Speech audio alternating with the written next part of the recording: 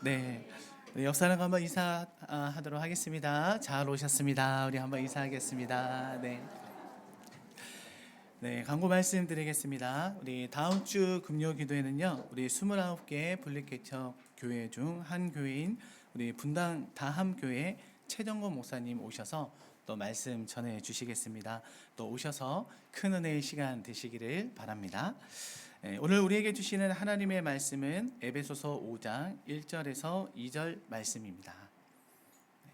에베소서 5장 1절에서 2절 말씀, 우리 두 절인데요. 우리 다 같이 한 목소리로 함께 읽겠습니다. 시작. 그러므로 사랑을 받는 자녀같이 너희는 하나님을 본받는 자가 되고 그리스도께서 너희를 사랑하신 것 같이 너희도 서로 사랑하되 행하라.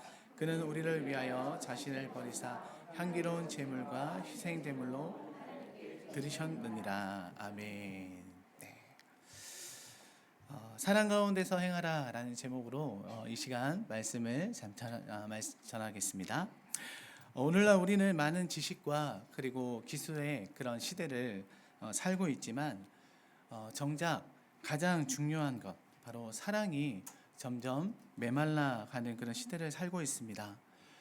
사람들은 사랑의 감정이라고 그렇게 말하지만 성경은 사랑이 삶의 방식, 곧 행하는 것이다 라고 그렇게 말씀하고 있습니다. 사도 바울은 이렇게 고백하고 있습니다. 오늘 또 본문의 말씀과 같이 사랑 가운데서 행하라. 이 말은 사랑을 말로만 하지 말고 실천하라는 그런 명령이죠. 우리 교회 공동체 안에서도 우리가 해야 할 일은 바로 탁월함보다 바로 사랑의 실천이다라는 것입니다. 오늘도 우리가 함께 찬양하면서 서로 이렇게 축복하는 그런 모습들을 뒤에서 바라볼 때 여러분들의 마음, 그런 부분들이 어떤 마음으로 이렇게 축복을 하였겠습니까? 바로 하나님 앞에 사랑의 마음을 담고 그렇게 또 축복하며 또 함께 그렇게 찬양을 한 것 아니겠습니까? 그런 의미에서 우리 옆 사람을 다시 한번 더 축복했으면 좋겠습니다. 제 옆자리에 앉아주셔서 감사합니다. 한번 인사. 네. 저는 지난 온가족 주일을 이렇게 보내면서 정말 우리 엘사랑교회 참 사랑의 실천을 경험했던 귀한 또 시간이 아니었나라고 생각이 듭니다. 온가족 주일을 또 우리 엘사랑교회 와서 또 처음으로 이렇게 같이 이제 하게 되었는데 준비하는 참 과정들이 쉬웠을까요? 어려웠을까요? 네, 뭐 아시다시피. 그러나 여러분 참 이렇게 우리 성도님들에게 그 봉사의 그런 자리에 또 함께 이렇게 권면하면서 또 함께 이야기를 나눌 때 정말 우리 엘사랑교회는 참 사랑의 공동체구나라는 것을 참 느끼면서 그래도 한 분 한 분 이렇게 이야기를 건넸을 때 정말 너무나 하나님 앞에 감사한 것은요. 그 또 자리에 대해서 함께 섬기고자 하는 자발적인 마음들이 참 있었다는 것을 제가 많이 느끼고 또 그런 부분에서 참 감동을 많이 받았습니다. 네, 뭐 음식 부스부터 시작해가지고 또 야외 또 여러 가지 또 부스 또 안에서 또 해야 되는 모든 것들을 또 한 분 한 분 이렇게 제가 말씀을 드리면서 나아갈 때 어떻게 또 도와드리면 되겠는지 네, 그렇게 말씀을 하시면서 함께 잘 동참을 또 해 주신 것이죠. 그리고 당일 우리 행사 진행을 할 때에도 모두가 준비된 마음으로 또 이렇게 또 오셔서 음식 부스에서는 또 이 티셔츠를 또 이렇게 맞춰가지고 또 함께 이렇게 섬겨주시는 그런 모습이 좀 감사했고 또 생각지도 못했던 또 그런 또 봉사에 또 페이스 페인팅이나 또 이렇게 해도 오셔가지고 또 아이들뿐만 아니라 어른들까지 막 이렇게 또 해나가는 그런 모습들에서도 참 사랑의 그런 실천을 해나가는 모습이 참 아름답고 좋았습니다.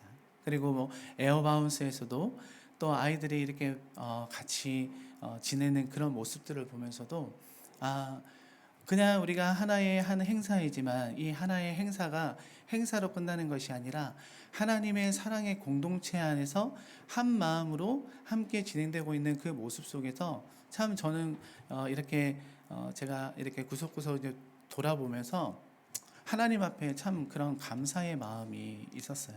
그리고 또 남자 우리 또 순장님들과 또 순원들 또 영상에서 보셨겠지만 트럭을 타고 가는 모습 얼마나 참 아름다운 모습. 그때 전원일기 배경음악이 깔렸죠. 따라따라라 하면서 그때 딱 하는데 그 모습에서도 다들 뭐 그 트럭을 타실 분들이 아니신데 그러나 그게 무엇입니까? 사랑의 공동체. 그 마음을 가지고 함께 합력하여 선을 이루는 그런 모습 속에서 우리의 마음도 참 훈훈하고 감사한 마음이지만 하나님께서 보시기에 얼마나 참 기뻐하시는 부분이 아니었을까 그런 생각이 들었습니다. 그렇게 우리가 또 하나님의 귀한 손길을 통하여 사랑을 또 함께 실천해 나가는 그런 우리 엘사랑교회 공동체를 보면서 하나님의 정말 비전이 정말 우리 엘사랑교회를 통하여 또 그 모든 비전이 이루어지기를 간절히 소망합니다. 그래서 이 모든 것에 섬길 수 있었던 그 원동력은 바로 무엇이겠습니까? 바로 하나님 앞에서 모두가 사랑 가운데 행하였기 때문인 줄로 믿습니다. 오늘 본문의 배경을 한번 살펴보면 사도 바울은 먼저 성도들에게 하나님의 사랑을 입은 그 자녀답게 하나님을 본받는 삶을 살라고 그렇게 권면하고 있습니다. 그리고 하나님을 본받는 생활이 무엇인지를 또 구체적으로 우리에게 제시해주고 있는데요. 또 예수 그리스도께서 우리를 사랑하신 것과 같이 사랑 가운데 행하라라는 것입니다. 즉 그리스도께서 자신을 희생제물로 하나님께 드려 십자가에 죽으심으로 우리를 향한 사랑을 드러내셨듯이 우리 성도들 또한 자기를 희생하여 하나님과 그리고 형제 자매들을 위해 또 교회를 위해 봉사함으로 그 사랑을 또한 보이라라는 것이죠. 오늘 이 말씀을 통해서 하나님께서 우리에게 주시는 그러면 교훈은 무엇인지를 우리가 한번 구체적으로 살펴보기를 원합니다. 첫 번째로는 사랑 가운데 행하는 자가 되려면 우리는 어떻게 해야 합니까? 하나님을 본받는 자가 되어야 합니다. 오늘 본문 1절 말씀을 한번 다 같이 읽겠습니다. 시작. 그러므로 사랑을 받는 자녀같이 너희는 하나님을 본받는 자가 되고. 본문은 이렇게 시작하고 있습니다. 그러므로 사랑을 받는 자녀같이. 우리는 먼저 하나님의 사랑을 받은 존재입니다. 하나님의 사랑은 조건 없는 사랑이고 또 먼저 다가오신 그러한 사랑이죠. 그렇다면 우리가 하나님을 본받는 그런 사람이 되어야 할 이유가 무엇입니까? 먼저 우리가 이미 하나님의 자녀이며 또 하나님 앞에서 사랑받는 존재이기 때문입니다. 본받는다, 본받다라는 말은 바로 모방하여 따라 행하는 자를 의미하고 있는 것이죠. 즉 우리가 하나님의 성품과 그리고 방식을 따라 살아가는 삶을 의미하는 것입니다. 여러분들에게 질문을 한다면 나는 하나님의 사랑받는 자녀라는 정체성을 얼마나 누리고 있는가라는 것입니다. 나는 하나님의 사랑받는 자녀라는 정체성을 얼마나 누리고 있는가. 우리의 신앙에서 가장 중요한 신앙의 목적은 바로 하나님을 본받기 위해서 하나님을 아는 일입니다. 그러나 우리는 다 죄로 말미암아 타락한 그 성품을 가졌기 때문에 과연 하나님을 본받는 자가 될 수 있을까라는 그런 의문을 갖게 되는 것이죠. 그러나 오늘 본문의 하나님을 본받는 자가 되라라는 것은 율법적이거나 그리고 윤리적인 요구가 아닙니다. 피조물인 인간이 창조주 하나님을 본받을 수 있겠습니까? 사실상 불가능합니다. 그렇다면 왜 하나님을 본받으라고 그렇게 하시는 것일까요? 우리 모두가 하나님의 사랑을 받은 자이기 때문에 하나님을 본받지 않고 하나님을 떠나서는 살 수 없는 그런 존재가 되었기 때문입니다. 우리가 하나님의 사랑을 받은 자녀가 된 것은 세상 사람들보다 도덕적 그런 수준이 높아서가 아닙니다. 하나님께서 우리에게 은혜와 그리고 긍휼을 베풀어 주셨기 때문이죠. 그러므로 우리는 하나님의 그 거룩한 성품을 닮아가기 위해서 날마다 주님 앞에 몸부림치고 또한 애쓰고 힘써야 한다라는 것입니다. 여러분, 죄가 무엇입니까? 하나님을 외면하고 사는 것입니다. 하나님의 뜻과 상관없이 사는 것이죠. 더 나아가서 하나님 앞에서 우리의 인생이 자신의 것이라고 생각하는 것보다 더 큰 죄는 없습니다. 그러나 죄를 떠나 거룩한 삶으로 살아가야 하는 것은 무엇입니까? 하나님의 거룩함을 사모하며 하나님을 본받으려는 소원을 갖고 있는 것입니다. 어떻게 하면 하나님을 기쁘시게 할까라는 그런 고민을 가지고 살아가는 것이죠. 성경이 가르치는 그런 복음의 진리는 우리를 윤리적 그런 차원에서 고상한 사람으로 만들겠다라는 것이 아닙니다. 하나님을 신뢰할 수밖에 없고 그 하나님의 사랑에 묶일 수밖에 없는 그 거룩한 하나님 앞에 자신을 철저히 복종시키는 거룩한 하나님의 자녀로 세우시겠다라는 것입니다. 그 하나님의 사랑을 입어야 우리가 하나님을 본받는 자로 온전히 설 수 있는 것입니다. 요한일서 4장 10절에서 사도 요한은 이렇게 고백하고 있습니다. 사랑은 여기 있으니 우리가 하나님을 사랑한 것이 아니요 하나님이 우리를 사랑하사 우리 죄를 속하기 위하여 화목제물로 그 아들을 보내셨습니다. 우리가 하나님의 사랑을 먼저 받지 않고는 다른 사람을 사랑할 수 없고 하나님을 본받는 삶을 살아갈 수가 없습니다. 물론 자신의 부모와 형제와 또한 자식을 사랑하는 것을 사랑이라고 생각하기보다 그것은 본능이며 또한 책임이라고 생각할 수도 있습니다. 그러나 우리가 하나님을 먼저 사랑한 것이 아니고 하나님께서 먼저 우리를 사랑으로 용납해 주셨기 때문에 하나님을 본받는 자가 될 수밖에 없다라는 것이죠. 여러분, 우리가 어떻게 원수를 사랑할 수가 있겠습니까? 우리가 어떻게 오른뺨을 때릴 때 왼뺨을 내어줄 수 있겠습니까? 내어줄 수 있나요? 우리 속에는 누구를 사랑할 수 있는 의가 없습니다. 그러나 하나님께서 죄를 범한 인류에게 은혜를 베푸셔서 구원하심으로 하나님의 의를 나타내셨습니다. 그 하나님의 의가 무엇입니까? 바로 사랑입니다. 로마서 3장 25절 26절 말씀을 다 같이 함께 읽겠습니다. 이 예수를 하나님이 그의 피로써 믿음으로 말미암는 화목제물로 세우셨으니 하나님께서 길이 참으시는 중에 전에 지은 죄를 간과하심으로 자기의 의로우심을 나타내려 하심이니 곧 이때에 자기의 의로우심을 나타내사 자기도 의로우시며 또한 예수 믿는 자를 의롭다 하려 하심이라. 아멘. 여러분, 우리가 누구입니까? 우리는 누구입니까? 바로 하나님의 사랑을 받은 자들입니다. 그러므로 하나님의 사랑 가운데서 행할 수밖에 없고 하나님을 본받는 자가 될 수밖에 없습니다. 이것이 성경이 말하는 최고의 성도들의 축복인 것입니다. 비록 현실에서는 잘 나타나지 않을 수 있지만 오늘도 하나님께서 나를 붙드시고 지키시며 내 발이 또한 미끄러지지 않도록 내 손을 항상 사랑의 손길로 잡고 계신 것입니다. 우리가 이것을 놓쳐버리면 이 세상에 아무런 힘을 우리가 가질 수 없고 또 영적으로 가난한 삶을 살아갈 수밖에 없는 것입니다. 이 세상에서는 잘 먹고 잘 사는 것이 또한 유일한 소망이기도 합니다. 그러나 예수 그리스도로 말미암아 하나님의 사랑을 받은 자들의 삶은요, 언제나 세상적인 것에는 실패할 때가 많고 자신의 뜻대로 되지 않을 때가 훨씬 더 많습니다. 왜 세상적인 것에 자꾸 문이 닫힙니다. 실패가 있고 고난이 있습니다. 그러나 아주 당연한 것이죠. 시편 119편 71절 72절 말씀에 보면 고난 당한 것이 내게 유익이라 이로 말미암아 내가 주의 율례들을 배우게 되었나이다. 주의 입의 법이 내게는 천천 금은보다 좋으니이다 라고 말씀하고 있습니다. 우리는 인생을 살아가며 다양한 형태의 고난을 겪습니다. 육체적인 그런 고통, 또 관계의 그런 상처, 또 재정적인 어려움, 또는 이해할 수 없는 인생의 그런 부조리까지 고난은 언제나 우리를 찾아옵니다. 대부분 우리는 고난을 피하고 싶어 합니다.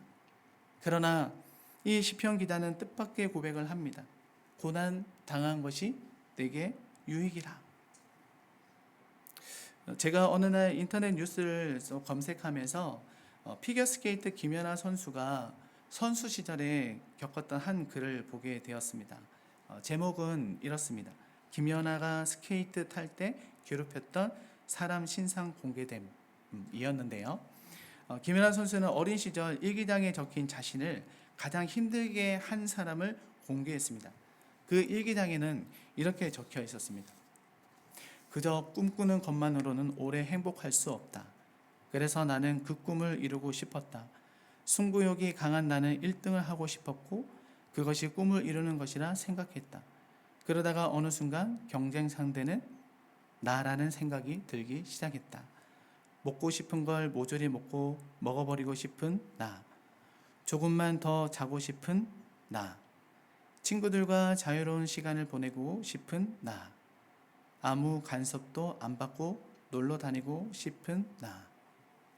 내가 극복해야 할 대상은 다른 누군가가 아니라 내 안에 존재하는 무수한 나였던 것이다. 이런 나를 극복하려면 어떻게 해야 할까?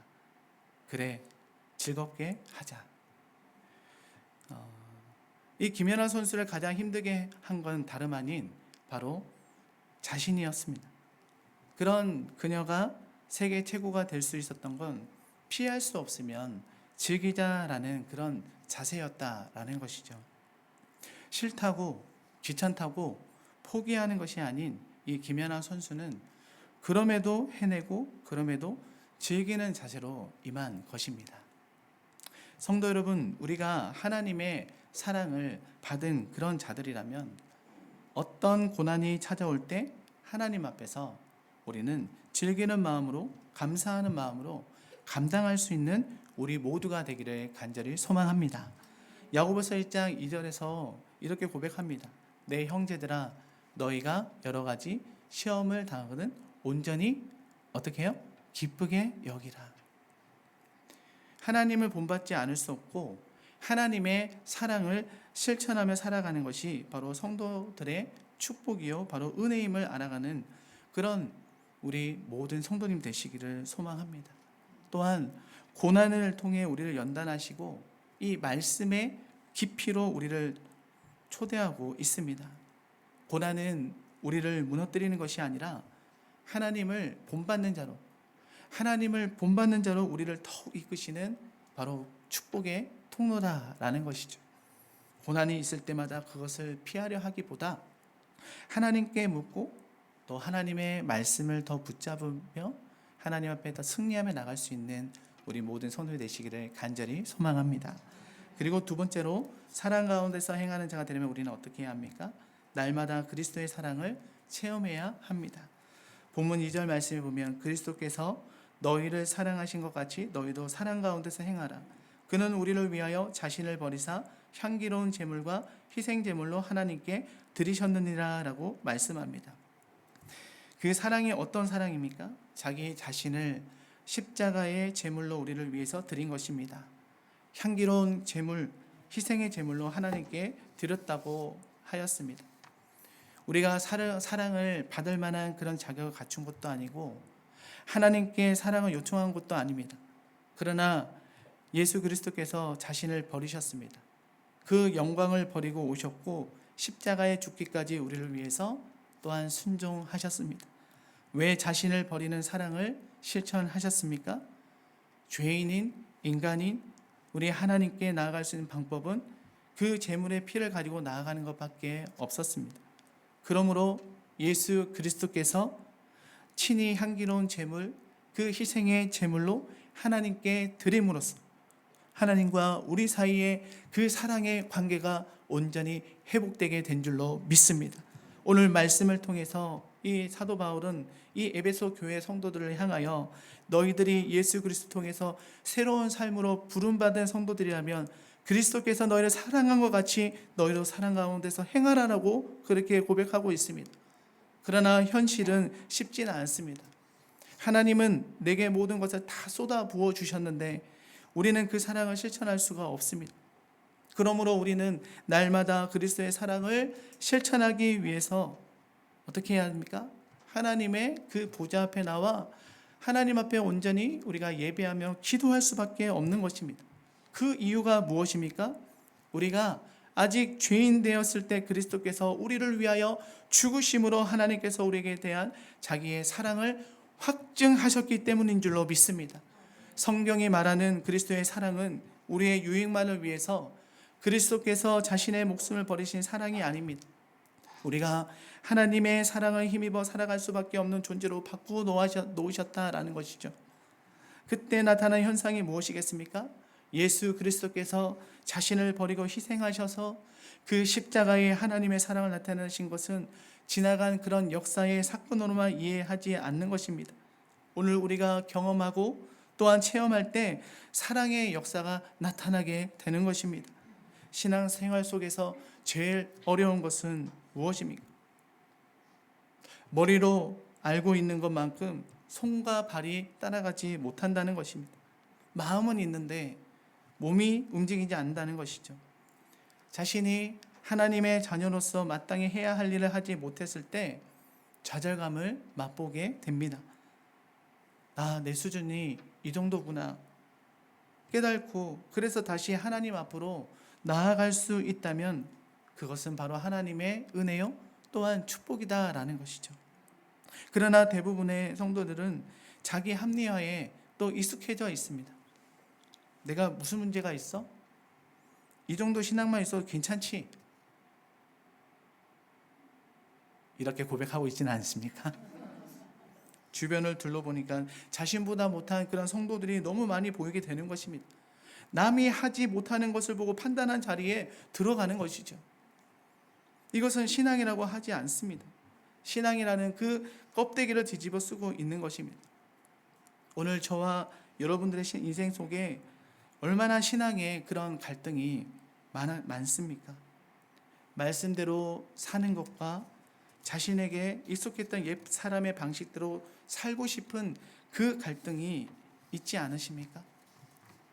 뒤돌아보면 말씀대로 승리한 것보다 우리의 욕심대로 살았던 때가 훨씬 더 많은 것 같습니다. 그럼에도 불구하고 하나님의 자녀로 그리스도의 사랑을 받은 우리를 한순간도 놓치지 않고 계시는 분이 바로 우리의 전능하신 하나님이신 줄로 믿습니다. 그러므로 연약한 자신을 의지하지 마십시오. 하나님의 은혜, 그 사랑을 외면하지 마십시오. 그 하나님은 세상 끝날까지 우리와 함께 동행하며 또한 우리를 위해서 함께 싸워주시며 우리를 사랑으로 이끌어주시는 사랑의 하나님이신 줄로 믿습니다. 요한복음 15장 5절에 나는 포도나무요 너희는 가지라 그가 내 안에 내가 그 안에 거하면 사람이 열매를 많이 맺나니 나를 떠나서는 너희가 아무것도 할 수 없습니다. 예수님은 포도나무이고 우리는 그의 가지입니다. 포도나무와 가지는 떨어질 수 없는 관계이죠. 그러므로 우리의 신앙 싸움은 우리가 무엇이 되겠냐는 싸움이 아니라 포도나무 되시는 우리 예수님께 붙어 있느냐의 싸움입니다. 왜냐하면 예수 그리스도와 온전한 연합이 이루어질 때 그리스도의 완전한 사랑을 경험할 수 있고 또한 체험할 수 있기 때문입니다. 혹시 누구를 사랑하지 못해서 괴로워하시는 그런 분이 계십니까? 그러면 주님을 더 가까이 하십시오. 예수님을 더 사랑하는 마음을 품고 사랑하십시오. 그 사랑을 힘입어야 그 사랑을 실천할 수가 있는 것입니다. 우리가 예수 그리스도를 믿고 구원을 받고 그리스도의 사랑을 실천하며 살아가는 것은 결코 쉬운 것은 아닙니다. 더 하나님을 본받으려 하고 거룩한 삶을 살아가는데 현실은 훨씬 더 불편하고 제약이 많습니다. 인간적으로 생각할 때 예수 그리스도를 안 믿었을 때가 훨씬 나은지도 모릅니다. 그때는 대충 살아도 뭔가 성공했는데 지금은 성경대로 살아도 참 어렵습니다. 그래서 우리의 삶이 때로는 혼란스럽습니다. 그러나 약속된 말씀을 통해서 우리는 무엇을 확인시켜 주십니까? 마태복음 7장 13절 14절 말씀에 보면 좁은 문으로 들어가라. 멸망으로 인도하는 문은 크고 그 길이 넓어 그리로 들어가는 자가 많고 생명으로 인도하는 문은 좁고 길이 협착하여 찾는 자가 적음이라.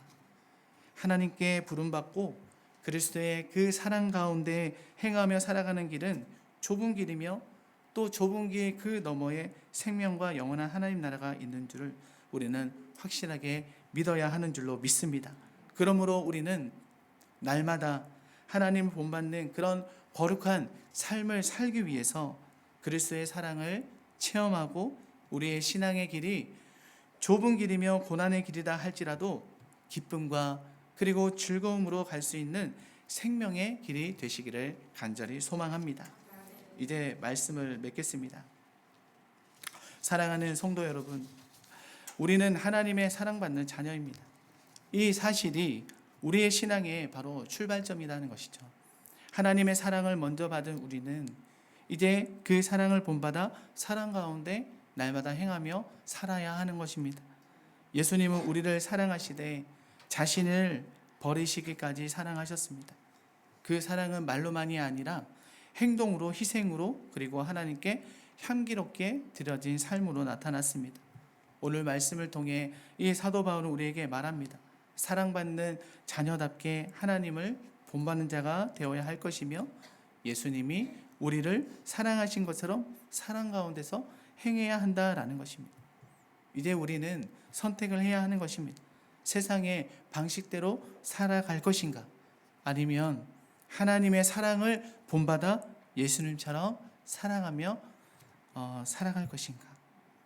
예수님이 먼저 사랑하셨기에 우리도 사랑할 수 있습니다. 오늘도 그 사랑 안에 거하며 사랑으로 살아가는 우리 모든 엘사랑교회 성도님 되시기를 예수님의 이름으로 축복합니다. 기도하겠습니다.